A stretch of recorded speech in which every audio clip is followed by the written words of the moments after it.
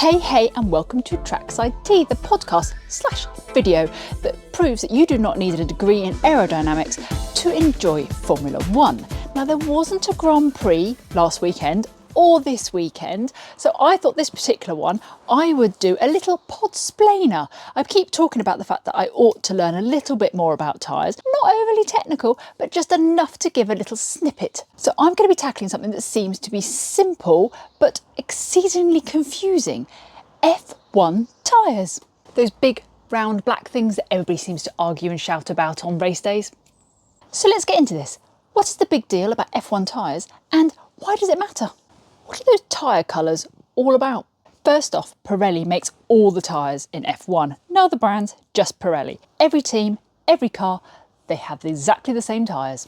There are 6 different compounds, which is basically the makeup of the tyre, plus intermediate and full wets. Each team is supplied with 3 of the basic tyres, which are decided to do with track conditions and weather before each race. Now, each tyre has a colour striped on it.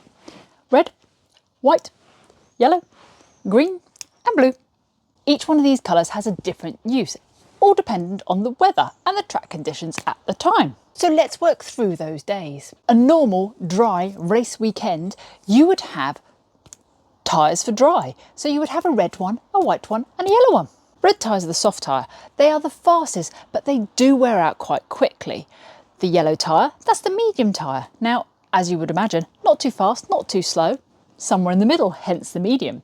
And the white tyre, now that's the hardest tyre. That is the slowest tyre, but it has good durability. It lasts a lot longer. Think of it as soft tyre, that's your sprint racer.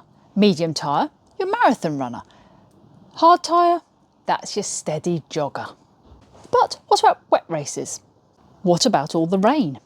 Now, those tyres aren't suitable for that at all. You have 2 other tyres, an intermediate and a full wet, a green and a blue. These are suited to things like Silverstone this year, which was complete chaos at the places. But I tell you what I do remember is last year's Belgian race. Now that was torrential. We actually had a friend sat on one of the banks. Oh, he must have got very wet. Poor Headley.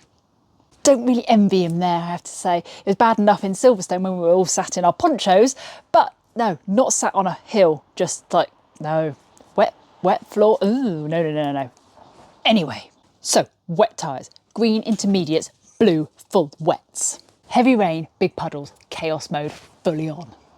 You'll hear commentators say things like, they've gone to inters, and this time round you can actually nod and agree going, oh, I know what they're talking about, because you kind of do now, which is kind of good. Well, I kind of do now, which is kind of good. But next, what are the tyre rules?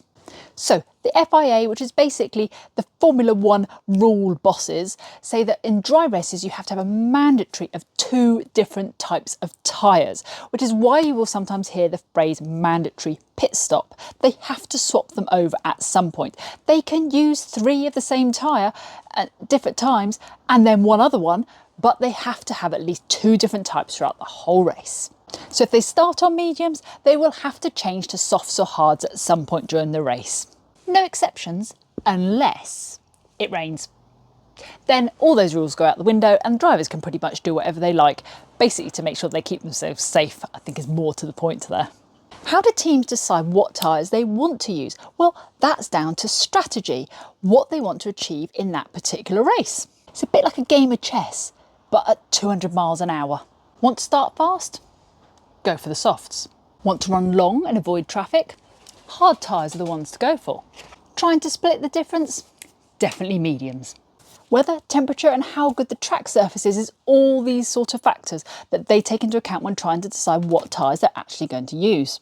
This is why sometimes you'll hear drivers actually complaining about the tyres that they're on, because literally it can make or break a race. As much as the crew can help, they can't feel what the drivers can feel when the tyres are right underneath them. So they have to work together as a team. So, any fun tyre drama? Absolutely. Back in the day, tyres used to be pushed so hard, they used to explode. Luckily, they don't tend to do that anymore.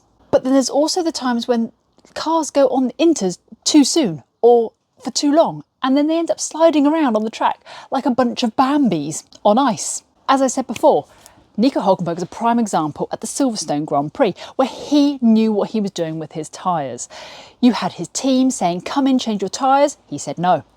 They did it again. Come in, change your tyres. He said no. Then they said, stay out. He said, no, I'm coming in to change my tyres. He had the perfect tyre management and it paid dividends. He got podium, 3rd place. Epic, epic race. See, it's all down to tyre management and the driver knowing what he wants. Tyres aren't just rubber, they are drama, and now you know the drama as well. So next time you hear softs, inters, they're struggling for grip, it's all about tyre choice. And if they come in early or they come in late, that is all down to strategy, baby. Remember, you don't need to know about tyre pressure or wear percentages to enjoy the race, but you have just a smattering of tyre knowledge now to help you get through a bit more. Now, because there wasn't a race, I actually did a couple of posts and polls, questions or something similar on my Instagram, and I asked 2 questions.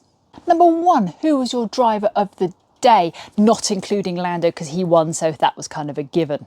And number 2, who do you think created the most drama at Silverstone? So number 1, driver of the day. We did have a few Landos. I'm assuming not everybody listened to the sound on my story, which is absolutely fine. So I kind of expected that. But most people said Nico Hülkenberg. And you know what? Well deserved.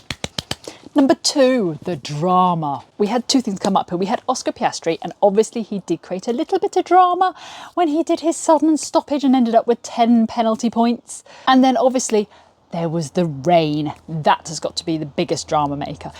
Even making people spin out. We had Max Verstappen who spun out not that far from where we were sat. I'll say it was epic. Poor Max, it wasn't epic for him, but it was epic for us because we actually got to see some action, not just cars going past. So I think, personally, the rain was the biggest drama creator, definitely. So that's it for Trackside Tea. I hope you guys have enjoyed the video. This is the first time I've done a video for this, so let's keep this going. I think I will try and do it on a weekly basis. So now you know a little bit more about tyres, and I'm hoping to do another Podsplainer between now and the next race. We have 1 more week to go before we have the Belgian Grand Prix. I think it's the Belgian Grand Prix, isn't it? I'm sure it's the Belgian Grand Prix. I keep looking at all these different dates, and the kids are playing F1 on the PS5 now as well. So I've got all these tracks in my head and I have no idea where everything is. But yes, it's the Belgian Grand Prix next. So I will definitely be doing that one. I will do that as a video as well. If you have any questions or have any suggestions on what sort of Podsplainers I could do, drop them in the comments below. Say hello, and I will say hello back, obviously until I get too many comments and then it just gets a little bit overwhelming. But thank you very much for watching, guys. See you soon.